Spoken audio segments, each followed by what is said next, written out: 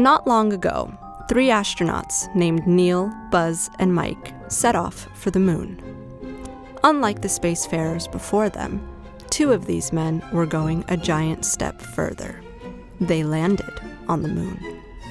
For about 2.5 hours, Neil and Buzz explored the lunar surface, taking samples and pictures. What an achievement for rocket science, for space exploration, for the human race, and for photography. An astronaut not only walked on another world, he recorded the stroll. Later Apollo missions followed the example, capturing mind-blowing images in space and on the lunar surface. They used a camera in particular, made in Sweden, that came to be known as the Apollo camera. This is the story of how that Swedish camera made it to the moon.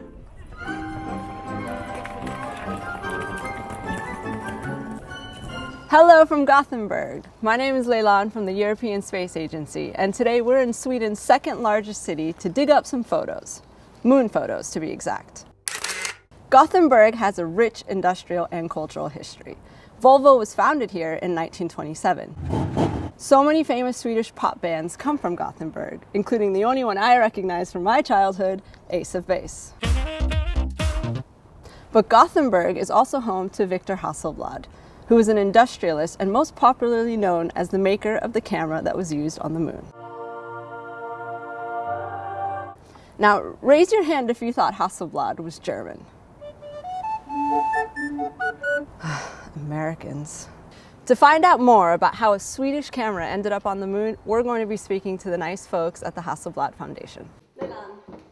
Elsa, a historian, and Gunnar, a camera technician who worked on the Apollo-era camera, walk me through Hasselblad history. Hasselblad made a name in the camera industry by selling and developing film. Their first go at actually developing a camera was during World War II. So here we have one of the first cameras that the Hasselblad company built, which was an aerial camera, and it was commissioned by the Swedish military. But Victor Hasselblad dreamed of making a civilian camera, and after a few failed prototypes, managed it in the late 1950s. But here you can see Victor Hasselblad in 1957. The camera was released in New York as well as the very first one, so you can see that's the 500C. While the landmark Hasselblad 500C cameras were highly sought after in the 1960s, the idea of sending one to space was more of an afterthought. Ove Bengtsson, product manager at Hasselblad, explains how one astronaut's hobby led to the company's professional relationship with NASA.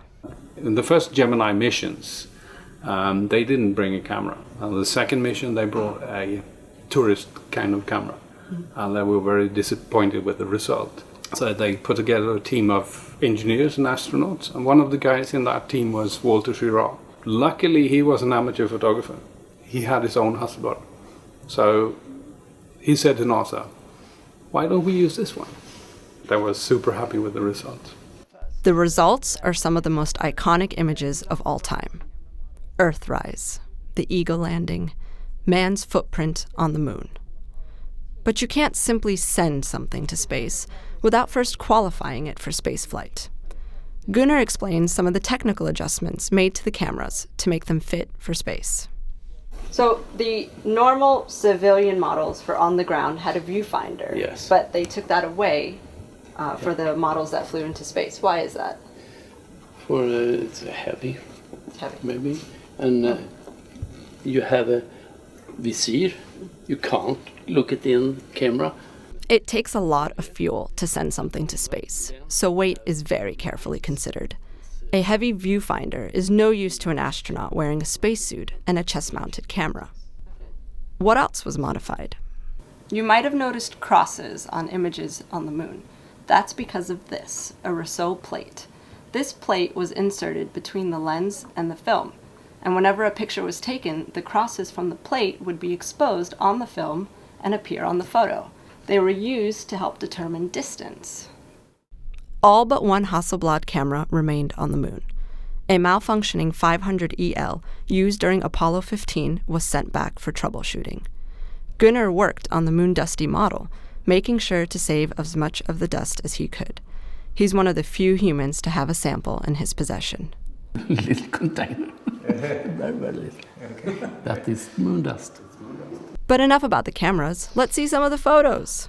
Hasselblad received copies of the negatives from NASA, which they keep housed at the National Archive in Gothenburg. And this is maybe the coolest of them all, the Apollo 11.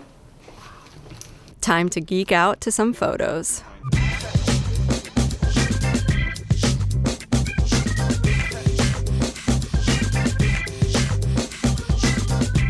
Astronauts were extensively trained on the cameras and photography techniques, and it shows.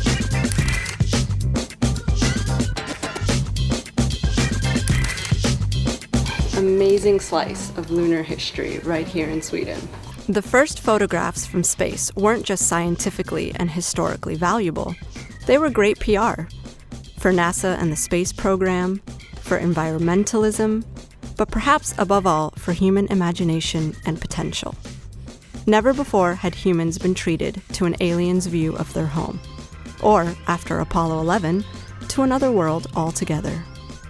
And we want to see more. Not long from now, astronauts will return to the moon. And like the spacefarers before them, they will record the journey and take us along with them. From our view on Earth, it may seem like we're taking the same small steps. But looking out from the moon to Mars and beyond, it's clear that this is where we take another giant leap.